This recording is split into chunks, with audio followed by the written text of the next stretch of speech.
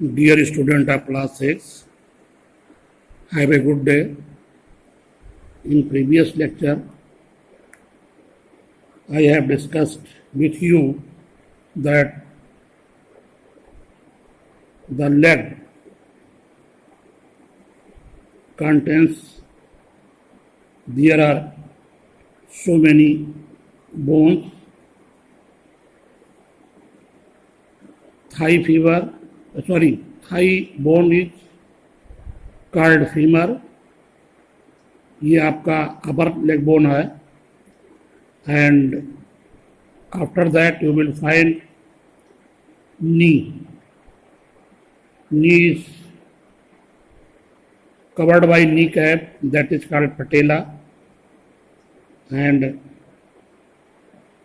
lower leg containing two bones, tibia and fibula. Then we will come at the foot.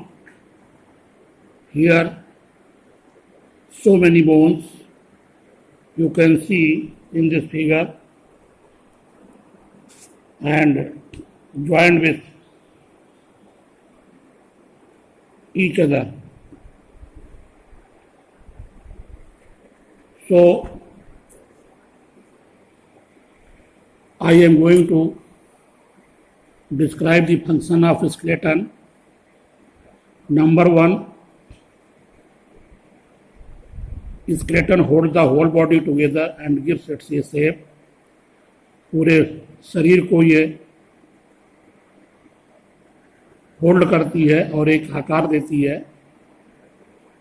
Number 2, skeleton protects many delicate internal organs.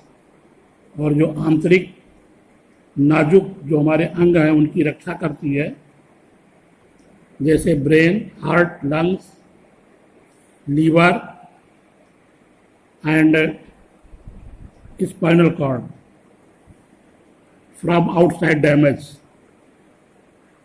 बाहरी क्षति से रोकने के लिए भी ये काम करती है. Skeleton provides numerous points for the attachment of muscles of the body. ये मसल के साथ जोड़े रखती है.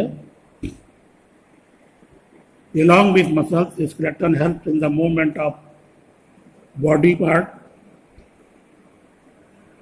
और मसल के साथ जुड़े होने के साथ ये बॉडी मूवमेंट में भी सहयोग करती है. लोकोमोशन में भी सहयोग करती है. Locomotion in the sense you can understand that walking, jogging and running.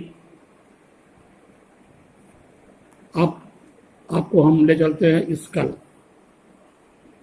School का काम होता है, जो आपका ये स्कल है, इसमें इसके अंदर ब्रेन होता है. अंदर में ये आई सॉकेट है और ये नोज बोन है. तो जो हमारे सेंस ऑर्गन्स हैं, आई और नोज, इनका ये प्रोटेक्शन करती है. इसको ये शेप देती है और हमारे ब्रेन को प्रोटेक्ट करती है. तो skull protects the brain. The skull also protect the main sense organs like eyes, ears and nose. Eye और ईयर्स एंड नोज को ये प्रोटेक्शन देती है.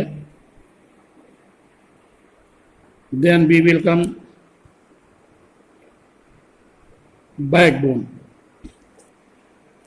ये हमारे पीठ का सबसे मेन हिस्सा होता है backbone. Backbone is a long, ये आपका बैकबोन है. ये यहाँ गर्दन के नीचे से लेकर के और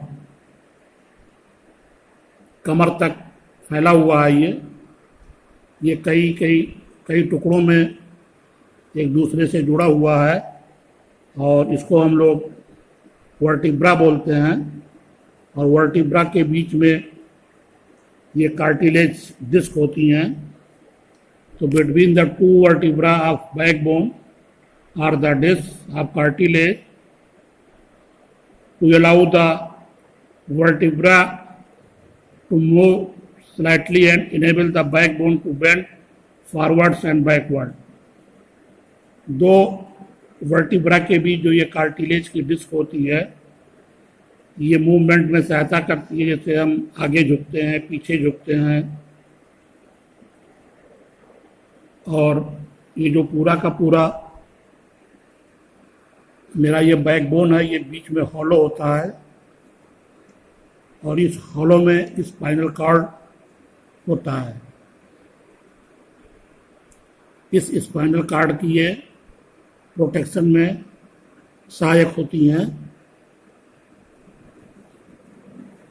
अगर ये कार्टिलेज ना हो, कार्टिलेज की डिस्क अगर वर्टिब्रा के बीच में ना हो, तो ना तो हम झुक सकते हैं और ना हमारा मूवमेंट हो सकता है।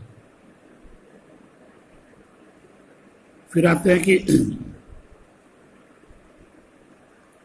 जो सबसे बड़ी बात यह है कि backbone encloses and protects the spinal cord from damage.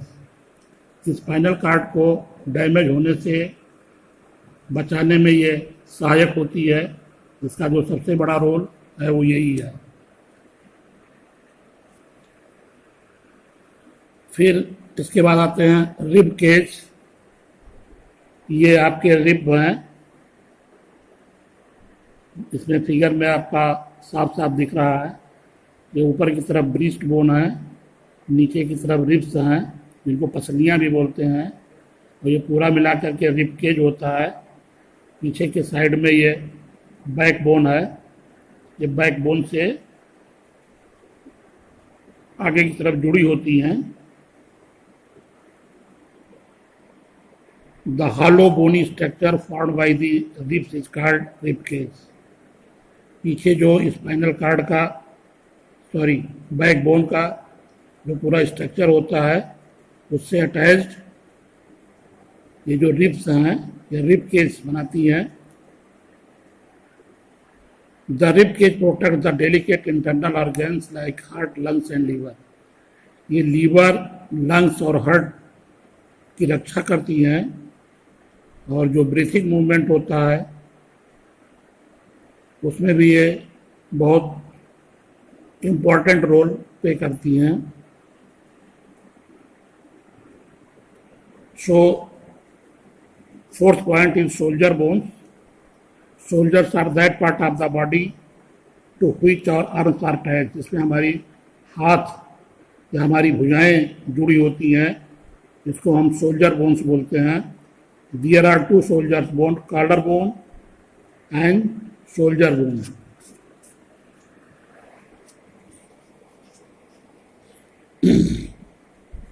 ये हमारा कॉलर बोन है ऊपर की तरफ, ये सोल्जर है, और ये सोल्जर ब्लेड है। ये हमारे हाथ का ये ऊपरी हिस्सा है।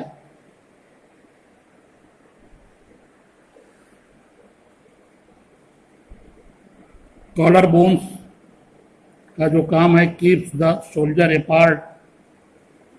The upper arm fits into the socket of soldier blade, forming ball and socket point. ये हमारा जो इसमें सोल्जर ब्लेड में ये आपका जो फिट है सॉकेट जॉइंट, और ये जो बॉल है